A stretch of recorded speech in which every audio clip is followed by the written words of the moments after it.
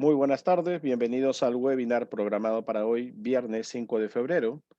Siendo ya las 5:33 en punto de la tarde, vamos a dar inicio con el webinar que lleva por título Estableciendo un contrato de compraventa internacional.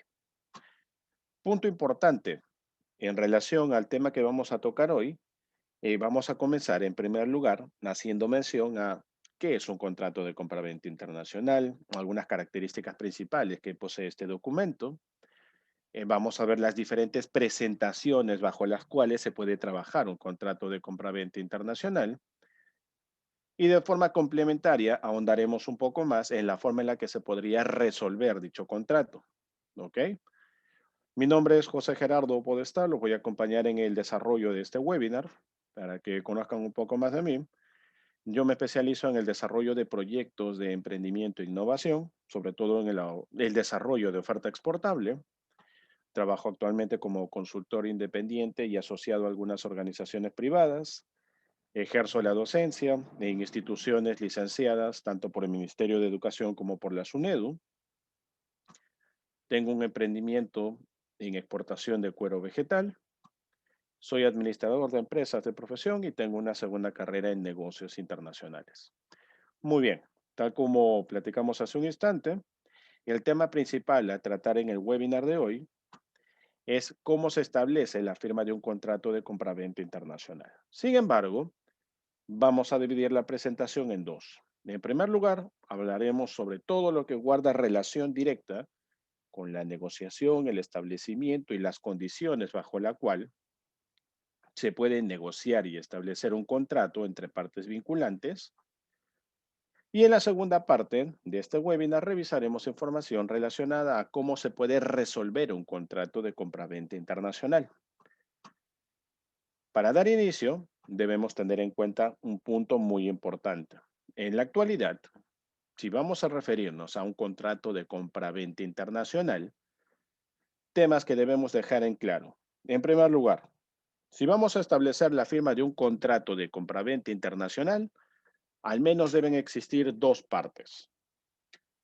Por un lado, el consignante o exportador y por otro lado, el consignatario o importador. Ambas partes son partes vinculantes. ¿Por qué vinculantes? Porque guardan una relación directa, un fin común. El consignante tiene como finalidad realizar un proceso de exportación, envío de mercancías con destino hacia la zona aduanera donde se encuentra el importador o consignatario, mientras que el importador o consignatario tiene como interés recibir dicha mercancía y realizar un movimiento de divisas en favor del consignante o exportador. Por ello es que nos referimos a que el contrato de compraventa internacional debe configurar todos los detalles que implican esta operación. Esta operación que debe ser, en este caso, aceptada, negociada y planteada inicialmente por el consignante y el consignatario. Dos partes vinculantes, dos partes con un interés en común. Pero acá hay otro dato que también vale la pena resaltar. ¿Por qué mencionamos que tanto consignante como consignatario se encontraban, en este caso, en situaciones opuestas, en puntos diferentes? Porque, profesor, no es más sencillo que usted me diga están en dos países distintos. Eso es porque en la actualidad no podemos hablar de países. En el rubro de comercio exterior ya no se suele utilizar el término país cuando nos referimos a la locación o la residencia de una persona natural o persona jurídica. Y ya no nos podemos referir a un país simplemente por el hecho de que en la actualidad, para el rubro de comercio exterior como tal, ya no existen solamente países. Por ejemplo, la Unión Europea viene a ser una, digamos, unión de varios países bajo un solo arancel y una misma política comercial. De modo tal que Perú, por ejemplo, tiene un tratado de libre comercio con la Unión Europea, no con un país, dos países o tres países de la Unión Europea. Todos estos países trabajan en bloque. Desde que trabajan en bloque y tienen un solo arancel y una misma política comercial, hacemos mención a que se trata de un bloque comercial. Por eso es que no podemos hablar de países. Pero también tenemos la otra cara de la moneda. Tenemos países como China, pero que no trabajan solamente como país. Es un solo país, es cierto, pero este único país, dentro de su territorio aduanero, tiene diferentes regiones las cuales cobran distintos aranceles y tienen distinta política comercial. No son los mismos aranceles los que se pagan o la política comercial que se maneja para ingresar a la República Popular China, a Taipei Chino, a Hong Kong, Macao, Penghu. Son distintos aranceles y distinta política comercial. ¿Qué quiere decir? Si bien es cierto, China es un solo país en términos de comercio exterior, China es un país, pero que posee territorios aduaneros completamente diferentes, con su propio arancel y propia política comercial. Es ahí el punto claro bajo el cual debemos entender que en las operaciones de comercio exterior ya no podemos hablar de países. Así que consignante y consignatario, ambas partes vinculantes que negocian y firman un tratado de libre comercio, se encuentran residenciadas en diferentes territorios aduaneros. No países, sino territorios aduaneros. Otro dato importante que también debes tener en cuenta. Cuando hablamos de contrato de compraventa internacional, ya hemos dicho en primer lugar, no hablamos de países, hablamos de territorios aduaneros. No hablamos de comprador y vendedor, hablamos de consignante o exportador y consignatario o importador. Profesor, y hablaremos de producto, me imagino. En realidad no.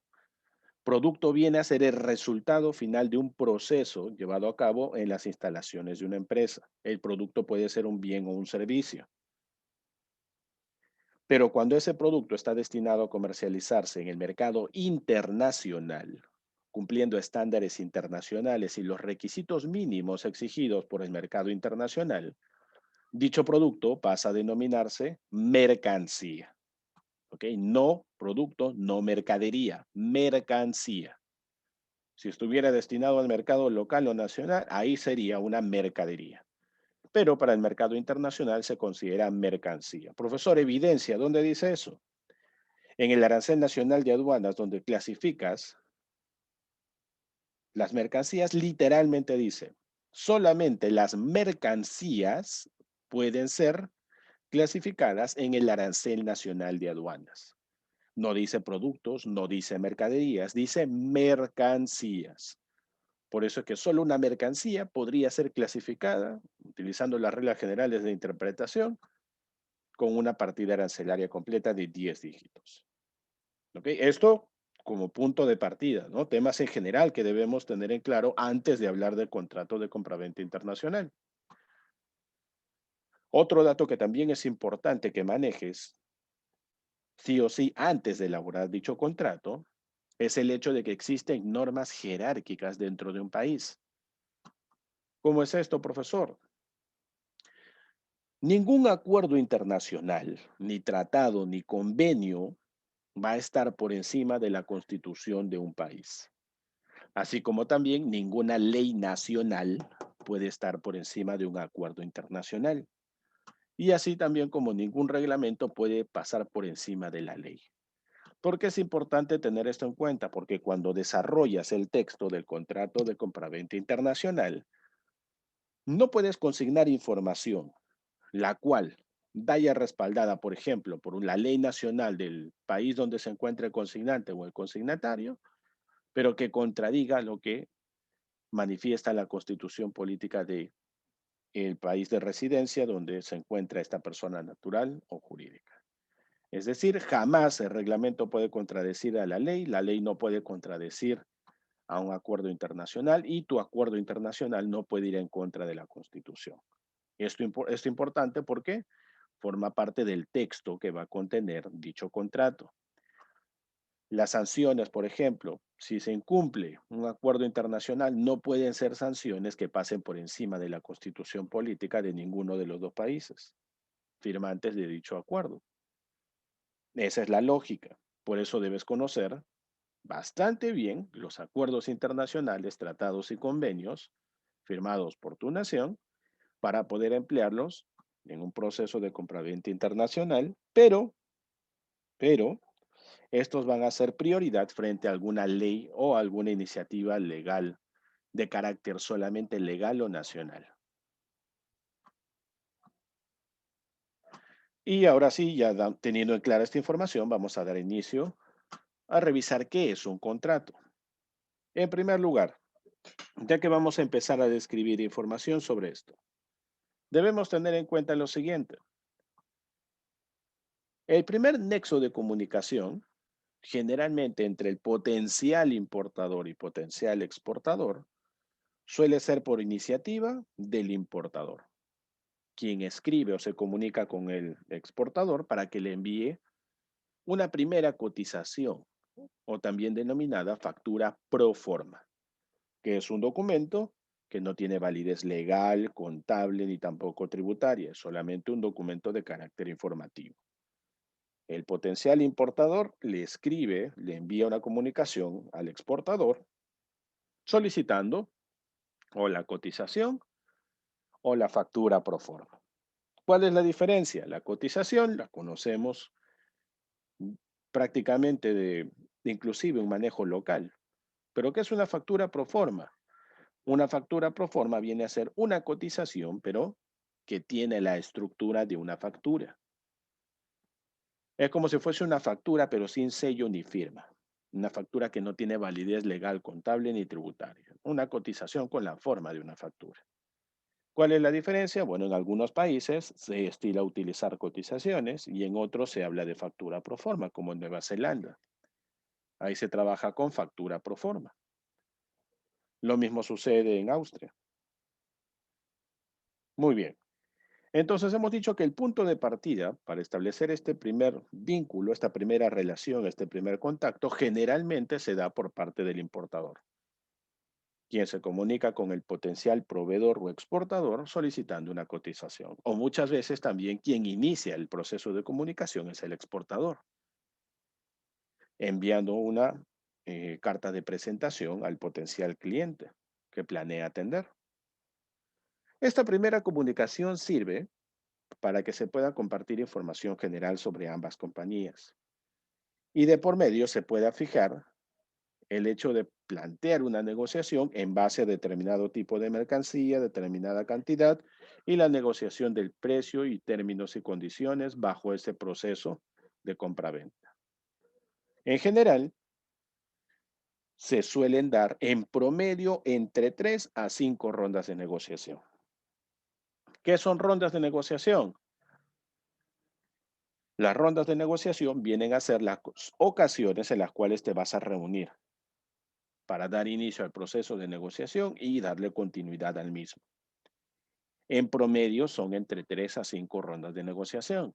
Difícilmente vas a firmar un contrato en la primera o segunda ronda porque en la primera ronda generalmente es una ronda dedicada al proceso de simplemente presentarse de manera formal y plantear la primera propuesta bajo la cual se va a negociar. La segunda ronda usualmente suele ser una ronda bajo la cual se manejan ya algunas concesiones por parte de ambos participantes. Generalmente es en la tercera, cuarta o quinta ronda en la cual se cierra ya el acuerdo. Ahora, ¿por qué no es bueno el que aceleres demasiado? Porque podrías estar pasando por alto algunos puntos que podrían ser considerados críticos para tu empresa. Formas, medios de pago, garantías, ¿ok? Y tampoco es recomendable que extiendas demasiado las rondas de negociación a más de 5. ¿Y esto debido a qué?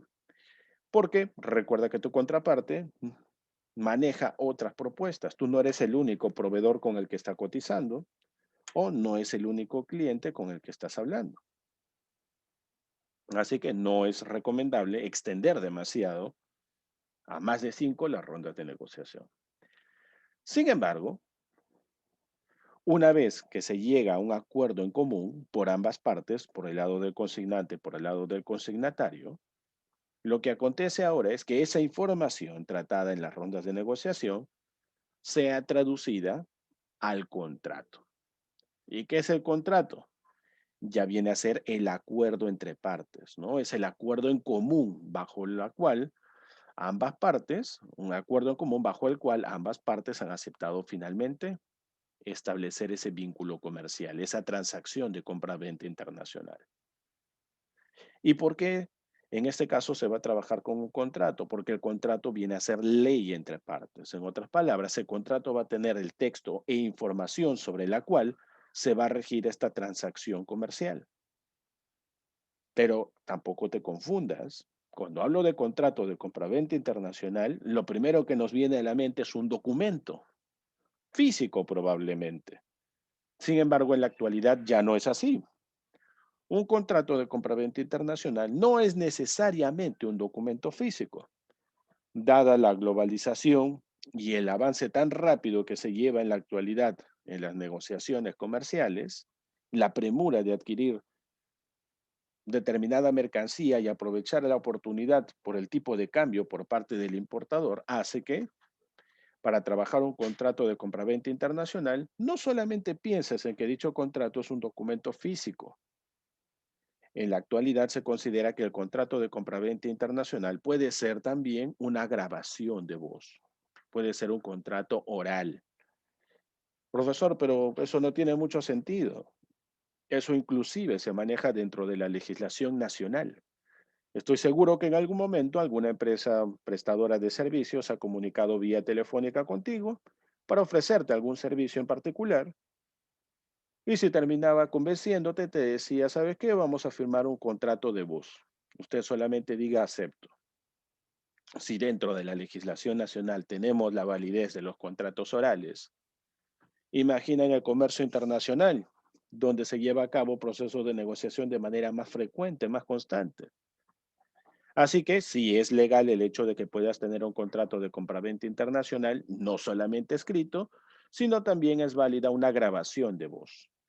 E inclusive, para ir un poco más lejos, se considera que una videollamada también podría ser la presentación ideal de un contrato de compraventa internacional, ¿no? Una llamada por Zoom, por Skype, por alguna otra plataforma, en la cual termina la videollamada con la aceptación de los términos y condiciones negociados en la misma grabación y ya tienes el contrato. Y en el peor de los casos, también se considera que el contrato puede ser considerado inclusive una cadena de correos electrónicos, en los cuales ambas partes han ido negociando hasta que al final de la cadena ambas partes aceptaron los últimos términos y condiciones. Esto también nos ayuda a reconocer que esa cadena de correos electrónicos, hasta la aceptación de ambas partes en la última comunicación, puede ser también la evidencia de que es un contrato. Date cuenta entonces que son varios formatos bajo los cuales se puede presentar dicho contrato. Otro dato importante en este contrato también es que solamente debes tener en cuenta que el contrato va a afectar tanto al consignante como al consignatario. No va a incluir a terceras partes. ¿Ok? No va a incluir terceras partes. El contrato es vinculante, aceptación entre consignante y consignatario. El contrato no incluye, no afecta a terceros. ¿Quiénes podrían ser? Los operadores de comercio exterior, por ejemplo. No, no los afecta, ellos no están dentro del contrato. Y finalmente, este contrato es una fuente de obligación para ambas partes. Es decir, debe cumplirse al pie de la letra. Sin embargo, hay otro dato importante. Aunque te parezca increíble, no es obligatorio el hecho de que trabajes con un contrato de compraventa internacional. Profesor, pero me acaba de decir que es importantísimo el hecho de que negocie ese contrato entre 3 a 5 rondas de negociación, que tenga en cuenta las normas jurídicas. ¿Cómo que no es tan forzoso el hecho de que utilice tal documento? Lo que sucede es que en un inicio es recomendable el hecho de que puedas trabajar con un contrato de compraventa internacional. Recuerda que en la primera operación comercial que vas a realizar con un consignante o consignatario, ambas partes no se conocen, es la primera operación comercial. Generalmente, para dar una buena impresión, se trabaja de manera súper formal, de por medio utilizando el contrato de compraventa internacional. De esa forma, evitas cualquier tipo de riesgo, deslinde de responsabilidades, todo queda claro en dicho contrato. Además, utilizar un contrato es, digamos, bastante bien percibido por parte de tu contraparte, dado que da un, digamos, un aire de profesionalismo, ¿no? De legalidad y cumplimiento de responsabilidades directas en dicho documento, donde tú aceptas un determinado compromiso al cual se llegó después de haber negociado dos, tres, cuatro, cinco rondas. Sin embargo, hay un dato importante. A medida que tu empresa va realizando operaciones comerciales cada vez mucho más frecuentes con el mismo proveedor consignante o con el mismo cliente o consignatario, muchas veces se empieza a generar ya un grado de confianza bastante, digamos, flexible, ¿ok? Ya no solamente se buscan beneficios a corto plazo, sino también a mediano y hasta a largo plazo. Así que estar utilizando un contrato por cada envío de mercancía cada semana suele ser a veces un poco ya tedioso, cansado. Así que lo que hacen en este caso, tanto consignante como consignatario, es reemplazar el uso del contrato de compraventa internacional simplemente porque por el envío de una orden de compra y una orden de venta. El importador enviará una orden de compra a su proveedor, indicándole que necesita tal cantidad de mercancía para tal fecha, bajo los mismos términos y condiciones negociados desde siempre. El exportador o consignatario revisará sus inventarios y la disponibilidad de dicha mercancía para cumplir con esa orden de compra.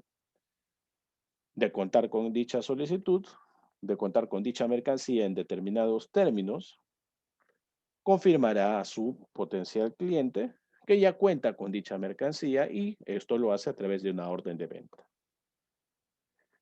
Así que tranquilamente se puede reemplazar el contrato de compraventa internacional por una orden de compra y una orden de venta a medida que ambas partes vayan generando mayor grado de confianza, ¿no? Y en este caso el vínculo comercial, ya sea a mediano o a largo plazo. Sin embargo, cuando este proveedor o este cliente ya es prácticamente un socio estratégico para tu empresa,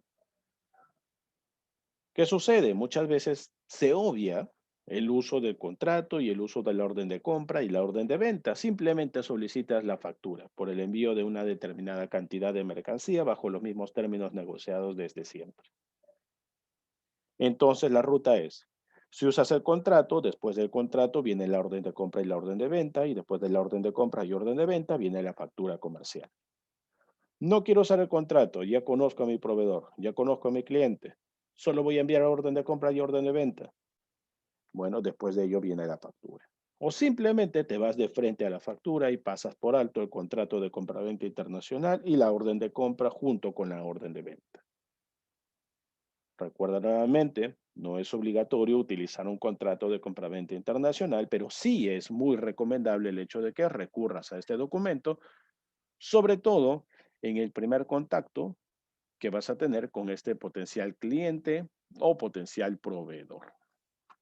Cuando hablamos de contrato de compraventa internacional, cuando el contrato establece transacciones comerciales de carácter internacional por medio de el envío de una mercancía de una zona aduanera 1 a una zona aduanera 2. Al decir mercancía, ya estamos haciendo alusión a que dicho producto cumple con los requisitos mínimos exigidos por el mercado internacional, ¿no? Se encuentra en un estándar de carácter internacional. ¿Cuáles son los contratos internacionales más frecuentes, aparte del contrato de compraventa internacional? El contrato que vas a establecer con tu agente de aduanas, con un representante y el contrato que vas a tener también con un distribuidor, si se diera el caso. Otros contratos internacionales también importantes, el joint venture, las licencias y franquicias, que también son internacionales. Sin embargo, el contrato con el cual estamos trabajando hoy es el contrato de compraventa internacional de mercancías. Muy bien. Entonces, continuando con la presentación, debemos tener en cuenta qué función es la que cumple este documento. En primer lugar, brinda certidumbre, brinda certeza, brinda confianza a ambas partes. ¿Ok? ¿Por qué, profesor? Porque en dicho documento se va a manifestar la voluntad de ambas partes de verse obligadas a cumplir determinado compromiso y asumir cierto tipo de riesgo. No se puede garantizar al 100% que el negocio salga bien, porque esto depende también no solamente de consignante y consignatario, sino de factores del ambiente externo a nivel macro. ¿Cuáles son los factores del macroambiente externo? Si por un lado tengo al consignante o exportador y por otro al consignatario o importador, puede hacer que la operación vaya a salir muy bien, pero debo tomar en cuenta algo. Donde se encuentra este consignante en este territorio aduanero, hay variables del macroambiente externo que podrían perjudicar su compromiso en dicho contrato, como también podría ocurrir lo mismo con el importador o consignatario. Variables del macroambiente externo que podrían jugar a favor o en contra de que se cumpla el 100% del contrato. Variables políticas, cambios, pronunciamientos, resoluciones, ¿ok? Políticos, económicos, tipo de cambio, inflación, deflación, socioculturales, tendencia, moda, tecnológicos, ecológicos y legales. El famoso análisis PESTEL, ¿no? Político, económico, social, tecnológico, ecológico, legal. Y algunos suelen incluir también la competencia. Así que el incumplimiento del contrato no necesariamente va a ser debido a que o consignante o consignatario falló en su compromiso, sino que también podría deberse a variables del macroambiente externo, variables externas que podrían afectar la operación, y esto traería consigo el hecho de que dicha operación no se lleve a cabo con dificultades. El hecho de que utilices un contrato de compraventa internacional también brinda seguridad jurídica, porque es un compromiso, es una ley entre partes.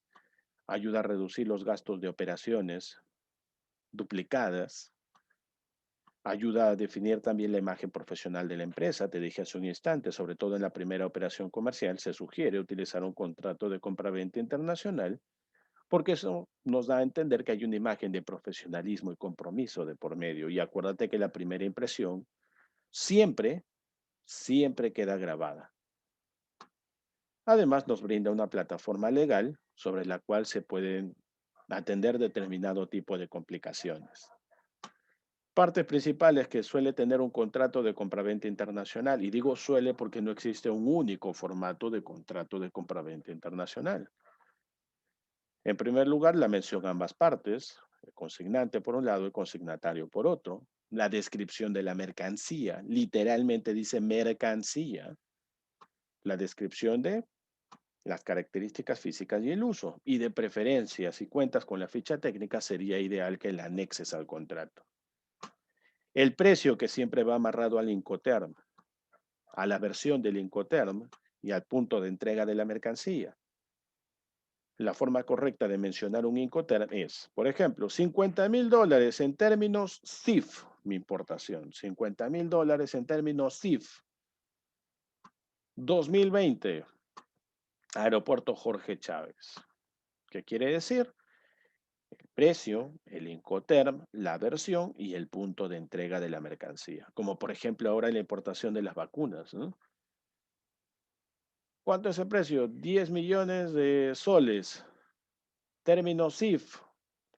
2020, Aeropuerto Jorge Chávez, en cotización de vacunas para ser importadas y entregadas en el Aeropuerto Jorge Chávez. Esa es la forma correcta en la que se hace mención al Incoterm. En el contrato también se consignan las fechas y plazos de entrega. Trata de utilizar siempre un margen de más o menos 5 días calendario. Esto sobre todo si trabajamos en base a medio de transporte marítimo o terrestre.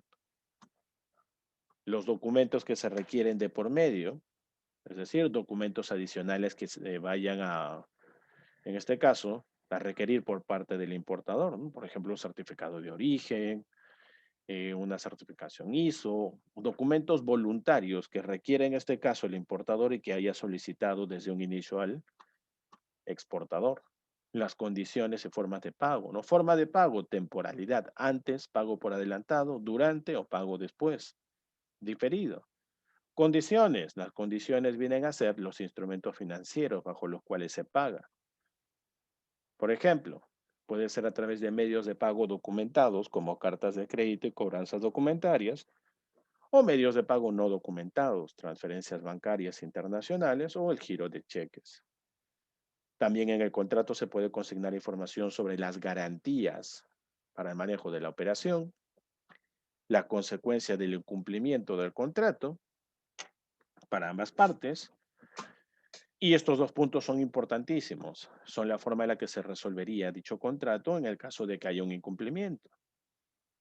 El contrato se puede resolver bajo una ley aplicable. ¿Qué quiere decir eso? Se resuelve bajo normas legales estatales del país del consignante o del país del consignatario, profesor. En realidad puedes resolver el contrato bajo una ley aplicable que corresponda a cualquier país que forme parte de ser socio o ser miembro de la OMC. ¿Cuál es el país que se usa con frecuencia? Suiza, ¿no? Esta es la forma de resolver un contrato bajo la vía legal estatal, ¿no? Bajo una ley aplicable. Y la mayoría suele utilizar el marco legal suizo para resolver el contrato. Puede ser el país del importador o la ley del país del exportador también, pero lo ideal es que utilices un marco legal conocido, sencillo, rápido, fiable. En este caso, la mayoría opta por el marco legal suizo. O también cabe la posibilidad de resolver dicho contrato por una vía privada, ya no por una ley aplicable estatal, sino una vía privada. En este caso hablaríamos de los arbitrajes de comercio internacional, arbitrajes internacionales. Empresas privadas, estudios de abogados privados especializados en la emisión de laudos arbitrales, es decir, sentencias, producto de haber aplicado un arbitraje de comercio internacional. Solamente se consideran centros de arbitraje oficiales los que están vinculados directamente a una Cámara de Comercio local y a su vez vinculados a la Cámara de Comercio Internacional. ¿Por qué es importante saber eso? Porque el laudo arbitral, que es la sentencia, es inapelable. Es decir, yo no puedo recibir un laudo arbitral y decirle a mi país, ¿sabes qué? Poder Judicial de Perú, no quiero cumplir este laudo arbitral, voy a apelar. Es imposible. No se puede apelar a un laudo arbitral de carácter internacional. El laudo arbitral es inapelable, es una sentencia que se cumple sí o sí. Es una justicia privada, entre comillas. Tiene un costo bastante alto, pero es mucho más rápido. Y existen también contratos secundarios que podrías anexar al contrato principal, con el medio de transporte, seguro, con el almacén, la agencia de aduana y el transporte local o interno. Muy bien, ya hemos visto esto, la forma correcta en la que se hace mención al Incoterm, la versión y el lugar de entrega de la mercancía. ¿Cómo se resuelve un contrato? Ya hemos dicho, se resuelve de dos formas. Vía estatal legal, utilizando el marco legal de cualquier país que sea miembro de la OMC. Generalmente se trabaja con Suiza. O número dos, si no quieres resolver el contrato bajo una vía estatal legal, puedes hacerlo tranquilamente buscando una justicia privada, que es mucho más rápida pero más cara, a través de un centro de arbitraje internacional. ¿Cómo funciona esto? Ambas partes deben haber elegido sí o sí un centro de arbitraje internacional reconocido por la Cámara de Comercio Internacional. Y en dicho centro de arbitraje, ambas partes tienen la opción de trabajar con un árbitro o una junta arbitral. Un árbitro, ambas partes eligen un especialista en derecho de comercio internacional, el cual también va a trabajar con un asesor de comercio exterior. El experto en arbitraje de comercio internacional es un abogado que maneja derecho de comercio internacional y el asesor de comercio exterior viene a ser un especialista en negocios internacionales que maneja operaciones en el rubro en el cual se ha incumplido el contrato. Ambas partes deben demostrar que no tienen ningún tipo de vínculo con el árbitro ni con el asesor. Después de haber revisado el caso, el árbitro emitirá el laudo arbitral, el cual se cumple de manera inapelable en cualquier otro país. ¿Ok? Se cumple sí o sí. O número dos, puedes trabajar con una junta arbitral. En la junta arbitral, ¿qué es lo que sucede? Cada una de las partes elige un árbitro y en conjunto ambas partes eligen un árbitro más. Es decir, hay tres árbitros. Tres. Cada parte elige un árbitro y entre las dos eligen uno más. Tres árbitros. Y se eligen también a los asesores de comercio exterior en el rubro en el cual se está incumpliendo el contrato. Puede ser en el rubro agroindustrial, en el rubro minería, dependiendo de la mercancía que está, en este caso, en tela de juicio.